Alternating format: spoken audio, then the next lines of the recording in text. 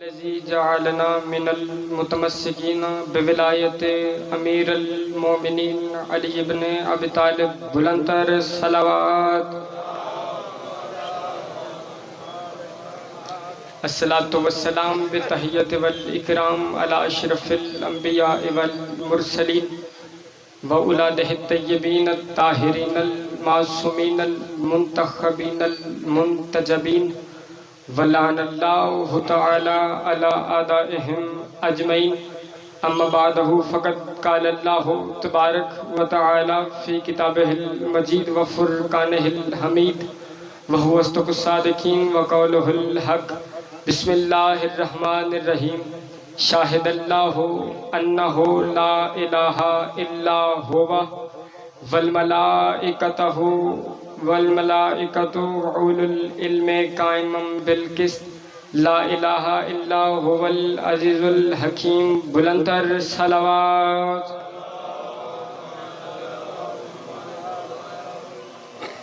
دعا مالک عزت حاضرین مجلس بانیان مجلس ذاکرین مجلس کی مولا رزق معرفت رزق ولایت رزق توفیقات میں اضافہ فرمائے دعا رب الحسین بحق الحسین جتنے بھی ہاتھ اس ذکر سے مانگنے کے لئے ہیں سخی آواز کے کٹے بازوؤں کا صدقہ مولا کوئی بھی اس ذکر سے خالی ہاتھ واپس نہ جائے مولا جو دلی نیک جائز حاجات لے کے اس مقدس بارگاہ میں آئے ہیں مولا تمام کی نیک جائز حاجات پوری فرمائے مولا تب تک کسی بھی علی ولی اللہ پڑھنے والے مومن کی آنکھ موت کے لیے بند نہ ہو جب تک حسین بادشاہ کے نوری محل کی زیارت نصیب نہ ہو مولا ہم وارث کے ہوتے ہوئے بے وارثوں کی طرح جی رہے ہیں پردے والے وارث کا جلد ظہور فرمائے میرے باپ کا درجہ رکھتے ہیں چاچو ممتاز مولا ان کی توفیقات خیر میں اضافہ فرمائے اہلیان علاقہ جتنے بھی اس ذکر میں شامل ہوئے ہیں کسی لحاظ سے بھی چاہے وہ ذاکرین کو بلانے کا کوئی ہو چاہے بے شک نیاز کوئی دے مولا سب کا بہتر سے بہتر اجر نصیب عطا فرمائے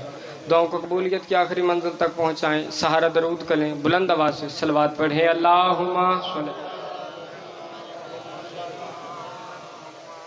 اجازت ہے ذکر شروع کیا جا سکے ایک ایسی صلوات پڑھیں کہ آپ کی صلوات خدا کی توحید نبی کی رسالت علی کی ولایت بطول کے حق حسین کے سجدے میں شامل ہوں مل کے صلوات اللہ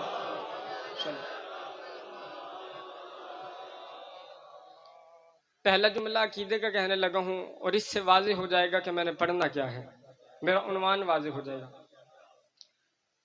خدا کا پاک کلام قرآن مجید شفا دیتا ہے لیکن ہر بندے کو شفا نہیں دیتا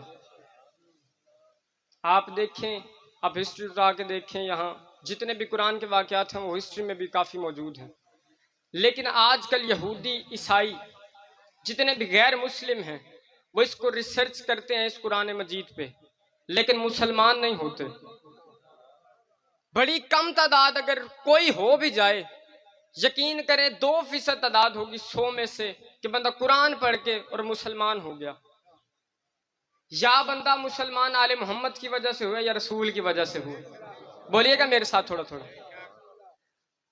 قرآن شفا دیتا ہے لیکن کچھ قرآن کی 2 صورتیں ایک ظاہری ایک باطنی قرآن ہمیں شفا دیتا ہے وہ باطنی شفا ہے کیونکہ ہم جانتے ہیں ہم اہل معرفت ہیں خدا نے ہمیں امت مسلمہ میں پیدا کیا اور ہم جانتے ہیں کہ واقعہ اگر ایسے ہوا تھا ہم نے اس پہ تحقیق نہیں کرنی ہم نے اسے صرف تسلیم کرنا ہے اور اگر ہم اس کو پڑھ بھی رہے ہوں تو اس سے ہمیں جو شفا مل رہی ہے جو ہدایت مل رہی ہے وہ ظاہری طور پہ نہیں مل رہی باطنی طور پہ مل رہی ہے جو ریسرچ کر رہے ہیں انہیں شفا نہیں مل رہی کیونکہ وہ ظاہری شفا ہے قرآن کے 2 پہلو ہیں ظاہری باطنی قرآن شفا دیتا ہے لیکن ظاہری نہیں دیتا باطنی دیتا ہے جو سمجھ کے پڑھے اور شیعہ ہو جائے یا مسلمان ہو جائے امت مسلمہ میں قدم رکھ دے اس سے ہوگی باطنی شفا لیکن ظاہری طور پر کوئی شفا نہیں دے رہا اس وجہ سے قرآن شفا دیتا ہے ظاہری نہیں باطنی میں جملہ واضح کرنے لگا ہوں اپنے عنوان کا یہ قرآن شفا دیتا ہے ظاہری نہیں باطنی کیا کہنے حسین بادشاہ تیری خاک شفا کے تیری خاک شفا شفا دیتی ہے ظاہری بھی دیتی ہے باطنی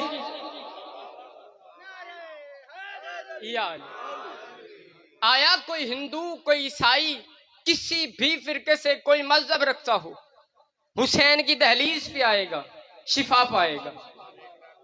اہل ذوق اہل معرفت مجمع بیٹھا ہے، ان کے سامنے ایک روایت پڑھ دوں۔ یہ روایت مسجد نبوی کی دیوار میں نقش کی گئی ہے جی، اتنی معتبر روایت ہے۔ میں آپ کے سامنے پڑھوں گا۔ چوتھے بادشاہ کا دور تھا۔ اب ایک عمل میں بھی پڑھوں گا اور چہروں پہ نور ولایت کی چمک دیکھوں گا، کون کون بندہ ہے جو سیدہ سے خیرات مانگنے کے لائے ہے۔ اب یہ سطر لکھی ہے، چوتھے بادشاہ کا دور تھا، مولا کا ایک محب بازار میں کھڑا تھا، وہ ایک کام کر رہا ہے، میں کام پڑھتا ہوں۔ بر دشمن بطول لعنت، بے شمار جی، بر دشمن اہل بیت لعنت۔ یہ وہ صدائیں بلند کر رہا تھا، چوتھے بادشاہ بازار میں آئے، آیا دیکھا مولا آ رہے ہیں، وہیں سے کہنے لگا السلام علیکہ یبن رسول اللہ، رسول کا بیٹا تجھ پر سلام ہو۔ امام نے اس کے سلام کا جواب اونچی آواز میں نہیں دیا، دل میں دیا۔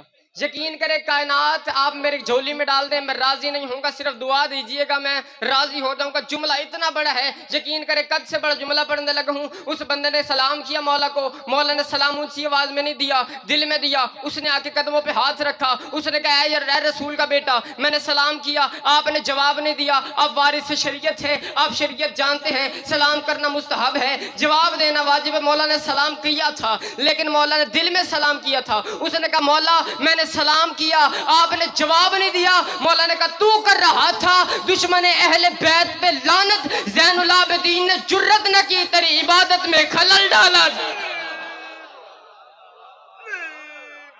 مل کے حیدری، کیا کہنے آپ کے جی؟ میرے بھائی حسنین شاہ جی، مولا انہیں ملک کا ذاکر بنائے، دعا کیجئے گا جی۔ تو کر رہا تھا دشمن اہل بیت پہ لعنت، گرا رسول کے بیٹے کے قدموں پہ، یا رسول اللہ، اے رسول کے بیٹے، یبن رسول اللہ، اتنی فضیلت۔ مولا نے کہا رہنے دے، نہ پوچھ، اس بات کی فضیلت نہ پوچھ۔ اس نے کہا نہیں مولا، آج آپ نے مجھ پہ ایک راز کا دروازہ کھولا ہے، ایک راز کا دروازہ اور کھول دیجئے تاکہ میری نجات ہو جائے، تاکہ میں اس آپ کی اہل معرفت ہو جاؤں۔ ابھی جملہ اس نے کہا تو اس نے کہا مولا مجھے کوئی ایک معرفت کا جملہ دیتے جائیے۔ مولا نے کہا فضیلت رہنے دے، نہ پوچھ، رہنے دے نہ پوچھ، دیکھوں گا کون بندہ ہے جنگ میں جو میرے جملے کو سمجھے گا۔ اب اس نے جملہ کہا تھا، اس نے کہا مولا بتائیے کیا فضیلت ہے، کیا فضیلت ہے۔ مولا بار بار انکار کر رہے تھے، وہ بار بار اصرار کر رہا تھا۔ اس نے کہا مولا فضیلت بتائیے کہ دشمن بطول پہ، دشمن اہل بیت پہ تبرے کا کتنا مقام ہے۔ مولا نے کہا زین العابدین سے اس کی فضیلت پوچھتا ہے تو اتنا کہہ سکتا ہے تو ایک تسبیح دشمن بطول پہ، دشمن اہل بیت پہ تبرے کی مجھے دے دے، زین العابدین اپنی زندگی کی عبادت تجھے۔ زین العابدین، ہاتھ اونچے، حیدری، تھوڑا آپ بھی جی بولیے گا جی۔ زین العابدین اپنی زندگی، بندہ جی جسے مانتا ہو نا جی، اس کا فضائل پڑھتا ہے۔ کوئی کسی سے ذاتی دعوت ہے ہی نہیں۔ میں اپنے دار اسلام میں رہ کے ایک بات کرنے لگا ہوں۔ کتاب کا نام الغدیر، ٹھیک ہو گیا جی، حوالہ میں نے دے دیا ہے، بے شک جا کے پڑھ لیجئے گا۔ الغدیر میں ایک واقعہ ہے، بندہ جسے جتنا مانتا ہو اس کا اتنا فضائل پڑھتا ہے۔ ہم اہل بیت کو مانتے ہیں، ہم ان کے فضائل پڑھتے ہیں، لیکن کچھ ہمارے فرقہ جو بھائی ہیں دوسرے فرقے کے، وہ سب سے پہلے صحابہ کو اوپر رکھتے ہیں، پھر اہل بیت کو مانتے ہیں وہ، لیکن ہماری اور ان کی اپنی اپنی معرفت کا مزاج ہے، ہم کتنا مانتے ہیں۔ انہوں نے ہم ایک بات کی، انہوں نے کہا سرکار شیعہ سنی فساد اپنی جگہ، لڑائیاں جھگڑے اپنی جگہ، شیعہ ایک بات کا انکار نہیں کر سکتے کہ ہم نے ایک آپ کے سامنے ایک راز کھولتے ہیں۔ ہم نے کہا جی راز کھولیے۔ انہوں نے کہا شیعہ اس بات کا انکار نہیں کر سکتے کہ ہمارے جو خلفاء ہیں وہ رسول کے ساتھ دفن ہیں۔ پریشان نہیں ہونا جی، میں پڑھ رہا ہوں، آپ کو تو کسی نے کچھ کہنا نہیں، جو غلط پڑھوں نعوذ باللہ تو میں مجرم ہوں جی، آپ کو کسی نے تو کچھ نہیں کہنا۔ آپ بس اگر میں جملہ ٹھیک پڑھ رہا ہوں صلوات پڑھ لیجیے، پھر سے صلوات پڑھ لیجیے سیدہ دیکھتے ہیں۔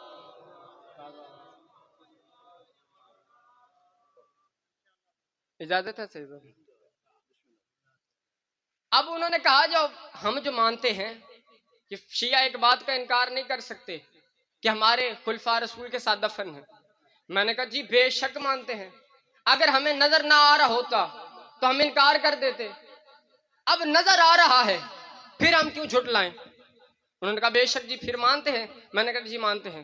میں نے کہا آپ نے ایک بات تو ہم پہ واضح کر دی کہ آپ کے خلفاء رسول کے ساتھ دفن ہے، مجھے بتائیے رسول کہاں دفن ہے؟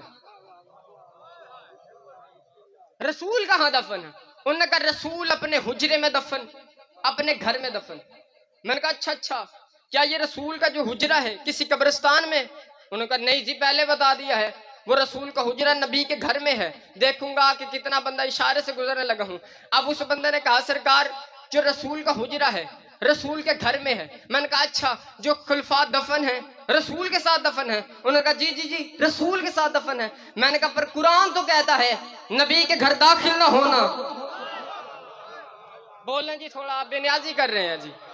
قرآن کہتا ہے میرے نبی کے گھر جانا ہی نہ، اگر دعوت پہ بلا بھی لیں اس کے برتنوں کو غور سے بھی نہ دیکھنا، جلدی کھا کے جلدی اٹھنا۔ پھر آپ مجھے بتائیں تدفین کیسے ہو گئی؟ انہوں نے کہا شیعہ ہر بات پہ ناراض ہو جاتے ہیں، اگلا دلیل بھی تو سنیں۔ میں نے کہا جی کیا دلیل ہے؟ انہوں نے کہا جو تدفین ہوئی اجازت سے ہوئی۔ میں نے کہا کس کی اجازت سے؟ انہوں نے کہا نبی کی بیویوں کی اجازت سے۔ میں نے کہا اچھا جی۔ میں نے کہا مجھے بول کے اتنا بتا دیجئے نبی کی بیویوں کو کس نے حق دیا تھا؟ اس نے کہا آپ جاہل لوگ ہیں، آپ کو پتہ ہی نہیں ہے، میں اگلی دلیل بھی دے دیتا ہوں، میں آپ کی ہر بات کا جواب لے کے آیا بیٹھا ہوں۔ میں نے کہا جی ہم بھی تو یہی چاہتے ہیں، آپ جواب دیں۔ انہوں نے کہا نبی کی بیویوں کے پاس حق کیسے آیا؟ کہ رسول شریعت جانتے تھے کیونکہ نبی صاحب شریعت تھے، نبی جانتے تھے کہ میرے دنیا سے چلے جانے کے بعد میرے رخصت ہو جانے، قد سے بڑا جملہ پڑھنے لگو میرے ساتھ بولیے گا، بے نیازی نہ کیجیے گا۔ اس نے کہا میں نے کہا جی رسول جانتے تھے؟ انہوں نے کہا جی رسول شریعت جانتے تھے، نبی جانتے تھے کہ میرے دنیا سے رخصت ہو جانے کے بعد، میرے دنیا سے چلے جانے کے بعد میں جس گھر میں رہ رہا ہوں یہ اس گھر کا جو جائیداد ہے جو چار دیواری ہے اس پہ برابر کا حق آئے گا میری بیویوں کا۔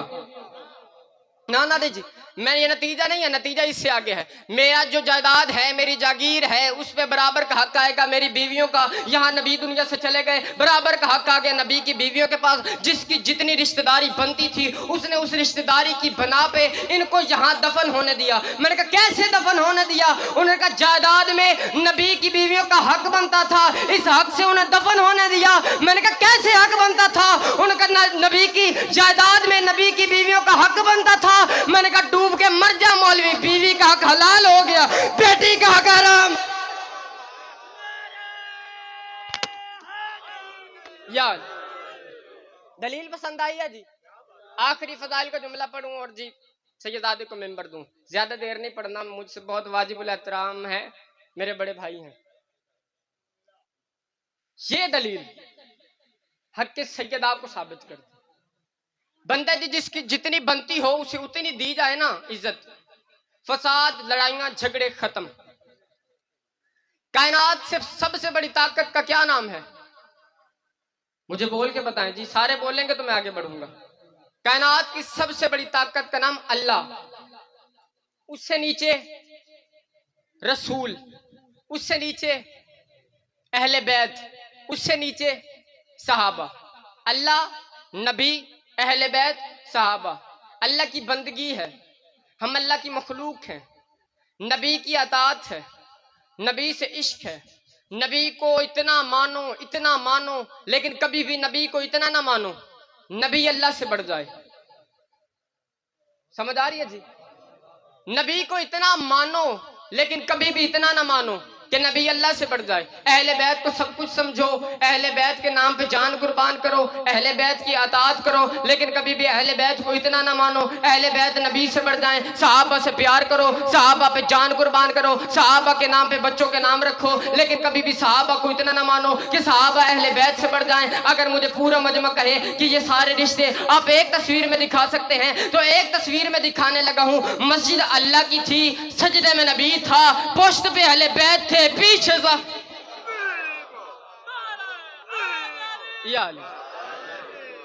مسجد اللہ کی، سجدے میں نبی، پشت پہ اہل بیت، پیچھے صحابہ۔ اللہ، نبی، اہل بیت، صحابہ۔ کوئی بھی فرقہ اس چار دیواری سے باہر جا ہی نہیں سکتا۔ اس چار دیواری کے اندر رہ کے اس نے اسلام ماننا ہے۔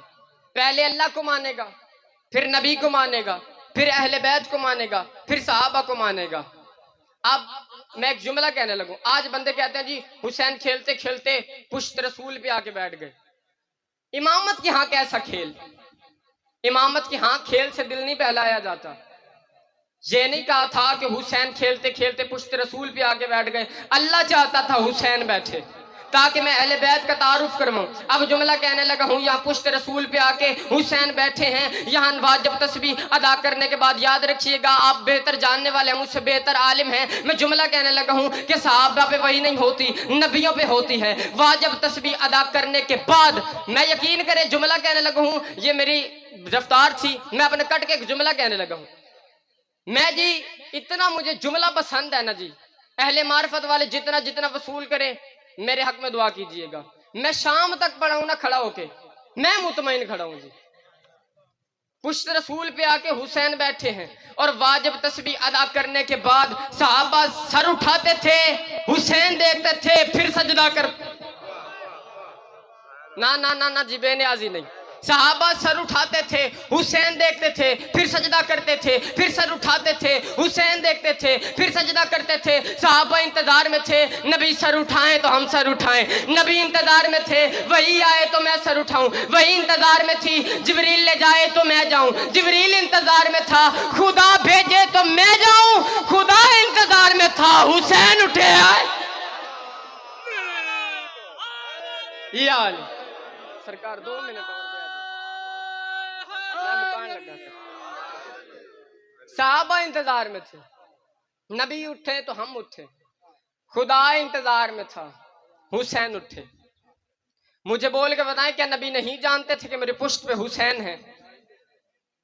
آیا کہ اگر نہیں جانتے ہوتے تو یہ توہین رسالت ہو گئی تھی۔ نبی علم غیب جانتا ہے، اور علم غیب تو دور کی بات ہے، پشت پہ بیٹھے تھے۔ اگر نبی جانتے تھے، اگر نہیں جانتے تھے تو واجب تسبیح کے بعد تسبیح کو بڑھاتے نہ۔ نبی جانتے تھے کہ میری پشت پہ حسین ہے، نبی نماز اللہ کی پڑھ رہا تھا، نبی کے ذہن میں حسین تھا، نبی نماز اللہ کی پڑھ رہا تھا، نبی کی سوچوں میں حسین تھا، نبی نماز اللہ کی پڑھ رہا تھا، نبی کی تنہائیوں میں حسین تھا، تیرے نبی کے سجدے میں حسین تھا، تیرے نبی کی سوچوں میں حسین تھا، تیرے نبی کے خیالوں میں حسین تھا، تیرے نبی کی تنہائیوں میں حسین تھا۔ آج بندے ہم پہ اعتراض کرتے ہیں جی جب تک جماعت کا ٹائم ہے انہیں کہ عزاداری دور رکھی جائے، یا حسین نہ کیا کرے، ماتم نہ کیا کرے، اس وجہ سے جی نام حسین سے ہماری نمازیں خراب ہوتی ہیں، ہماری نمازیں خراب ہوتی ہیں۔ کتنا فرق ہے تمہاری اور نبی کی نماز میں، نام حسین سے تیرے نبی کی نماز ہو رہی ہے، تیری ٹوٹ رہی ہے، کہیں اس بات کی دلیل نہ بن جائے کہ تیری نماز اور ہے نبی کی نماز اور۔ ہاتھ اونچے حیدری۔ اللہ نے انہیں جو دیے وہ فضائل تھے، امت نے جو انہیں دیا وہ مصائب تھے۔ خدا دیتا رہا وہ فضیلت بنتی رہی، امت دیتی رہی مصیبت بنتی رہی۔ خدا نے انہیں کا حق منوایا ہے قرآن میں۔ اگر جی اتنا دشمنی اہل بیت سے، اگر خدا ان کی دشمنی قرآن میں واجب کر دیتا نا تب بھی اتنی دشمنی نہ ہوتی جن کی اتنی محبت واجب کی ہے۔ اللہ نے قرآن میں ان کی اطاعت دی ہے، اللہ نے انہیں جو دی وہ فضیلت، جو امت نے دی وہ مصیبت۔ میں جی میرا اپنا مزاج ہے، سارے کوئی آپ کو چہلم سنائے گا، کوئی واپسی سنائے گا، کوئی جانا سنائے گا۔ میں ایک بڑی بطول کا ایک مصائب کا ایک جملہ پڑھوں گا اور سیدزادے کے حوالے منبر کروں گا۔ جی ایک دن جی جب یہ رسول کے جانے کے بعد بطول دربار میں گئی ہے اپنا حق لینے، بطول جا کے چپ کر کے نبی کے دربار میں کھڑی رہی ہے، 4 گھنٹے چپ کر کے کھڑی رہی ہے بطول۔ 4 گھنٹے بعد بی بی تھک کے کہتی ہیں چاچا سلمان ان سے اجازت مانگ، زہرا کرسیوں پہ نہیں جگہ تو بطول مٹی پہ بیٹھ جائے۔ سلمان نے منہ پہ ماتم کر کے کہا ہے زہرا اتنی غریبی، آج نوکروں کو چچا پکار رہی ہے، ہائے کر لینا یار، اتنی غربت۔ بطول میں نہیں پڑھتا جی کیا ہوا دربار میں کیا نہیں، بس واپس آئی ہے نا جی، بطول کا سر سفید تھا، بطول کی کمر جھکی ہوئی تھی، बतूल ने अपना पर्दा अपने चेहरे पे किया हुआ था। एक दिन बतूल मुसल्ले पे बैठी थी, या चेहरे पे नीले निशान थे, या इमाम हसन हुसैन अंदर आ रहे थे, या बीबी का हल्का से हिजाब हटा, या सामने से हसन हुसैन आ रहे थे। बीबी ने जल्दी से हिजाब को मुंह पे किया, मुंह के पे अभी जुमला कहने लगा हूँ, मातम कर लेना, आपके मातम के लिए जुमला कहने लगा हूँ। बीबी ने हिजाब चेहरे पे किया, हुसनैन ने आके हिजाब को हटाया, हटा के कहती अम्मा हमसे तो न छुपाया कर, हमारे सामने जालिम तमाचे मार, हमारे सामने ही। आए हैं ये नबी के जाने के बाद बतूल के घर, इनका अली को निकालो वरना हम दरवाजा जला देंगे। इन्होंने सिर्फ दरवाजा नहीं गिराया, ये बेलचे लेके बतूल की छत पे आ गए।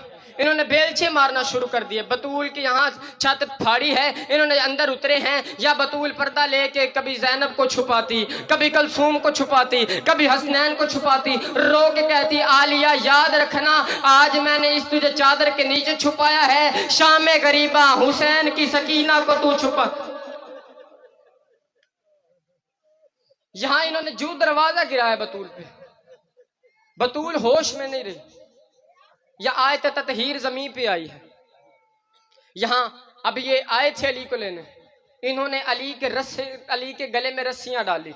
हाय कर लेना जी, आखिरी सदर पढ़ने लगा, मिंबर छोड़ने लगा हूँ। इन्होंने अली के गले में रस्सियां डाली। आज तक बंदे आपको बताते हैं कि बतूल शायद दाएं हाथ से जहाँ तस्बीह अल्लाह नहीं कर सकती थी, खुदा की तस्बीह नहीं बयान कर सकती थी। आज मैं कहने लगा हूँ क्यों नहीं कर सकती थी। जब ये अली को रस्सियां डाल के यहाँ दरबार से घर से बाहर लेके जा रहे थे, यहाँ जुमला कहने लगा हाय कर लेना, यहाँ भी लेके जा रहे थे। बतूल ने अली की अबा में हाथ डाला, रो के कहती या अली अकेला न छोड़िए, और या अली अकेला न छोड़िए। इन्होंने अली की अबा पे बतूल ने हाथ डाला, एक बेगैरत ने तलवार का दस्ता निकाला, इसने बतूल के हाथ पे मारा, बतूल का बाजू टूट। अल्लाह लानतुल्लाह अला कौम ज़ालिमीन।